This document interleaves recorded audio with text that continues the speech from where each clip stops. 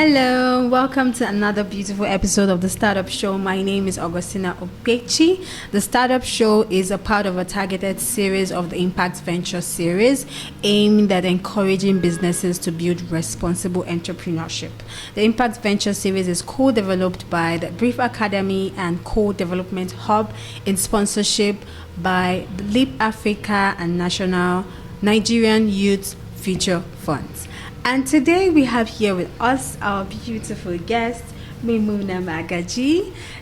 I love to pronounce that name, Magaji. It's so pretty. But yeah, we have Maimuna Magaji here with us. She is a social development professional, a program manager, and a communicator. Welcome, Maimuna.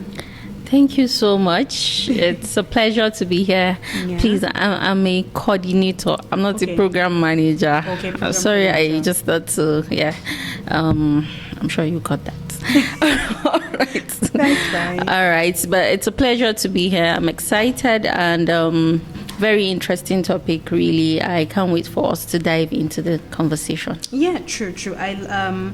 As I said, the Impact Venture series is aimed at encouraging businesses to build entrepreneurship responsibly, and we won't be able to have that conversation if we don't talk about building infrastructure that encourages effective CSR. And I think we're just going to kick up with the first question of why. Why is it relevant to have a foundation for CSR programs to rest comfortably in? Okay, so for the sake of this conversation, I'd like to, you hear me using structures and systems, because that's, I think that resonates more with program delivery, which is directly what we're going to talk about. It's very, very necessary for startups, businesses, multinationals, at whatever level, you're implementing CSR. It's very important to have proper systems and structures. And what that does to your business, to your initiative, which is the corporate social responsibility, is that it ensures that whatever intervention or whatever initiative you're implementing is strategically planned. It's well planned. That's what systems and structures does to you. It also ensures that the program or the intervention is well resourced, right? And what I mean by resourced is that the right people are on the project, on the program, are the ones implementing. It ensures that the right amount of money is put where necessary. It and also for seamless implementation, because you can have a fine strategy on paper, you can have the right people, but implementation becomes crap. So it's just the ripple effects: strategy, resourcing, seamless implementation. And when you have those in place, these three in place, what that does to your program is that it saves it from being ad hoc. So it's just CSR for doing sake. No, it prevents that from happening. It ensures that the program stands the test of time, and also ensures that the sustained impact, the results that you're trying to achieve are going to be gotten, in the right way. Yeah, you just answered one of the questions I was going to ask about the key elements of a robust CSR infrastructure, and you just mentioned those three things. Yes. Yeah, and I think that is very important, and that would have also served as some of the common problems that businesses face, or when trying to incorporate or push a CSR project. Why I might not resonate well with systems and structure, I would resonate more with processes. And so I think we're talking about the same thing when we use those terms. Yeah. Because what processes does is that it helps it keeps everybody aligned, or rather it prepares you, and then for every step of the way, you know what step you're taking. And I think that is what we would refer to as the infrastructure that you have to put in place for the successful implementation of a CSR strategy. And I think the next question I would ask is, what practical steps can businesses then put in place? It's one thing to put terms out there, structure, processes, but practicality, actual things that businesses need to put in place? What are those processes they need to put in place? What are those systems they need to put in place to enable them carry out CSR projects?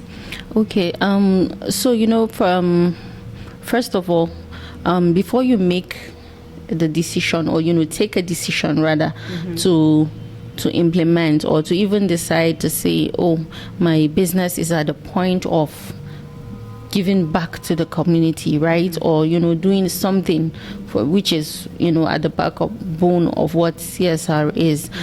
First of all, you have to ensure that this aligns perfectly with the goals and objectives of your business. Exactly. So for example, I run I have a farm, a poultry farm in a community, and because I want to give back to the community, I just decide that I want to, for instance, dig a borehole.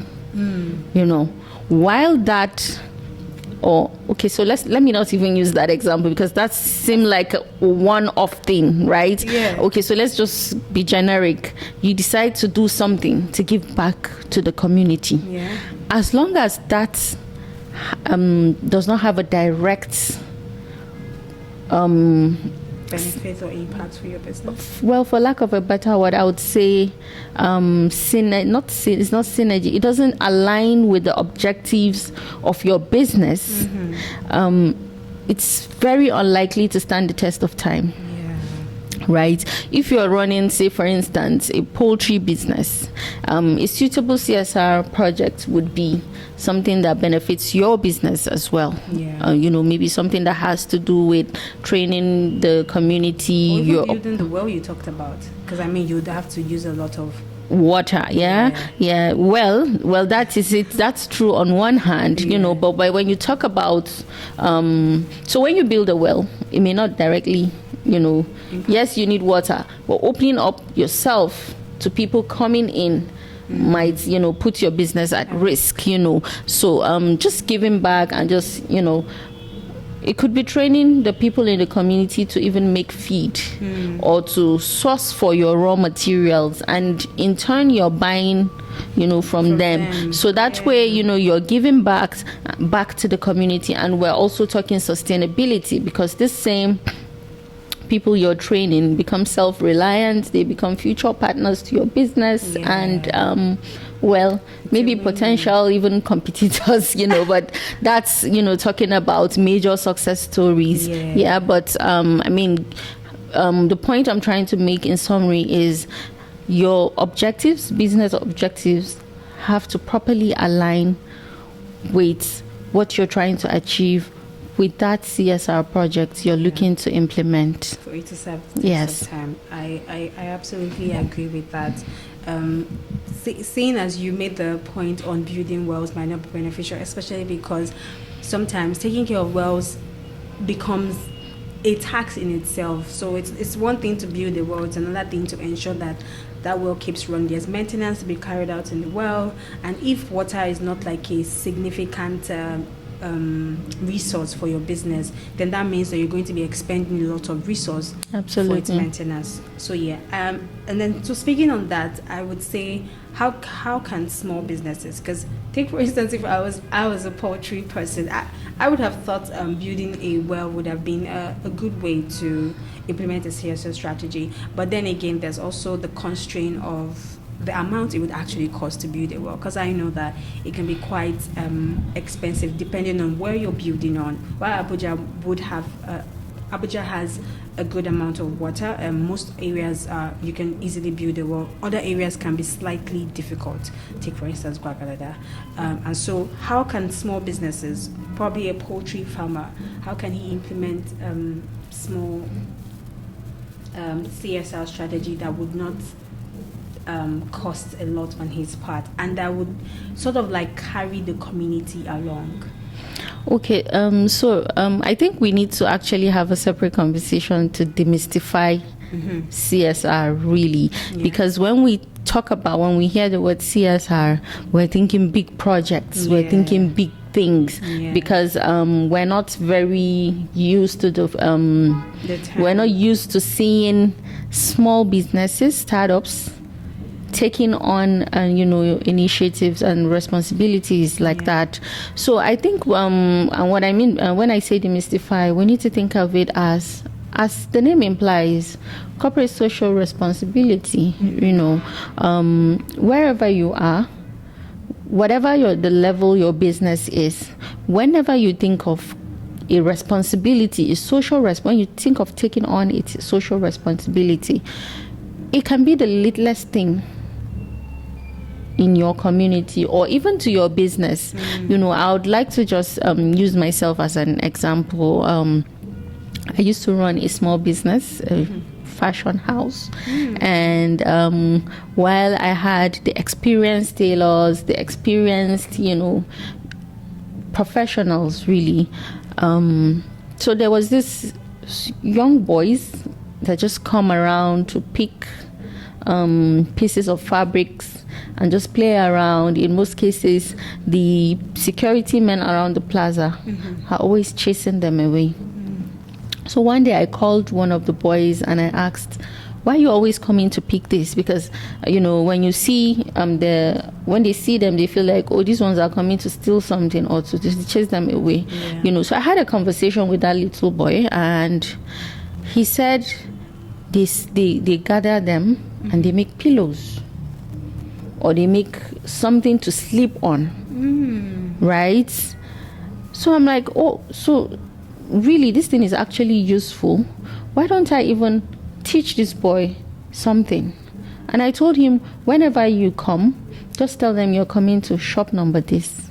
And this was how this boy started picking not from the trash but directly from from the source.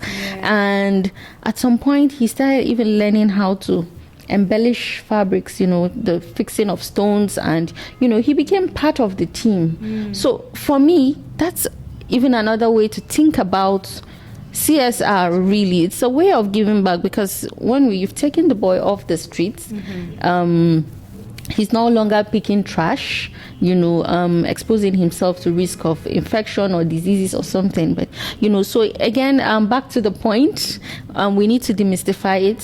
We don't need to see it as something big. It could be anything small you're doing to give back. And in turn, like we said, you asked in the previous question, very important for you to align it with your business goals and objectives. Because what that did to me was increased my manpower in the shop while also giving back to the community. Yeah. Thank you so much for sharing the story. I think, as I always say, it's one thing to give terms, it's another thing to properly tell it right.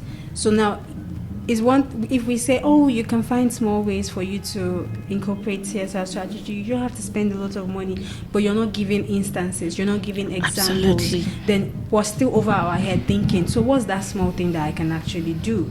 And so the story you just told is very, very relatable, and we have lots and lots of those kind of persons around us that we potentially would not even think. I mean, I wasn't even thinking, when you mentioned that it added to your manpower, it then struck me that that's actually true. That was an increase in resources for you as well as you giving back. And there was also something else that he also brought to me. It also meant that he could also go out there to the group of boys who he stays with, and he's also still teaching them. And slowly and steadily, they're bringing themselves, or thinking, they're no longer thinking about life in terms of this is where we can remain. They're potentially thinking of, oh, we can speak to other. Now you've taught this other person how to speak more, and then he can meet other businesses. Ma would like to take more of your waste, would use it to do this. I'm just thinking like longer term, like what that has done. And so I really thank you for that. It is important that small businesses see that there are really, really small ways that they can add social responsibility to the core value of their businesses. And thank you so much.